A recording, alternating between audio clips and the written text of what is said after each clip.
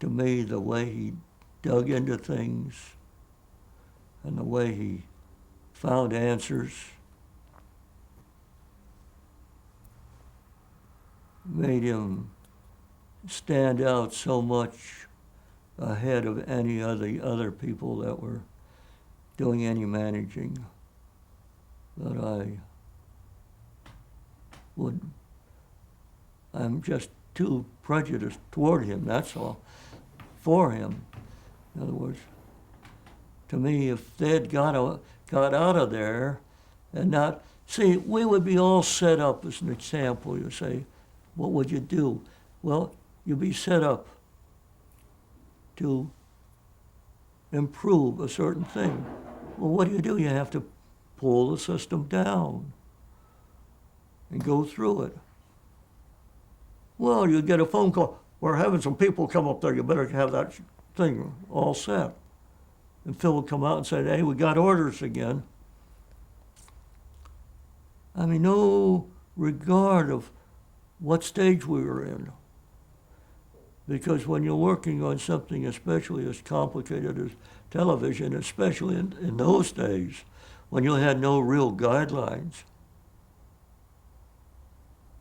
these people come in and did damn well. If I go down to the store, they have that. Why don't you have it? Well, how much pressure was there on Phil in that regard? on Phil? Yeah. Way too much. I mean, they just did not understand him. And they acted, as far as my interpretation, they acted as if he could have done so much better. And he was doing so good as far as bringing the art forward. You could see progress. Do you think any of that had to do with his age? Huh? Do you think anything had to do with his age, part of that problem? With his age? Yeah. Oh, that's about 99%. I think they just did not accept his youth and his brilliance. That anybody to be as brilliant as he was should have been Zola's Methuselah. And that was their attitude. Now, the pressure that they put on him, did that flow down to you and to everybody else?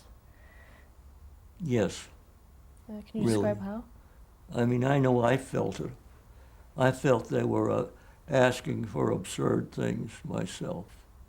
Well, as I say, when you're right in the middle of tearing everything down, which would take you about 4 days to do it, they'd schedule a show for the next day.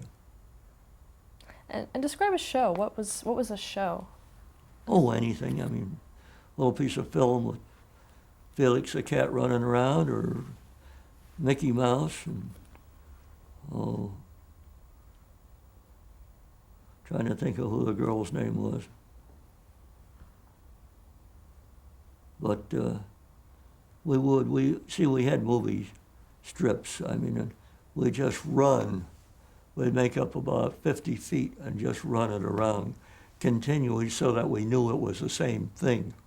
In other words, you weren't having to balance out other scenes. You know that's so you could get steady in one part.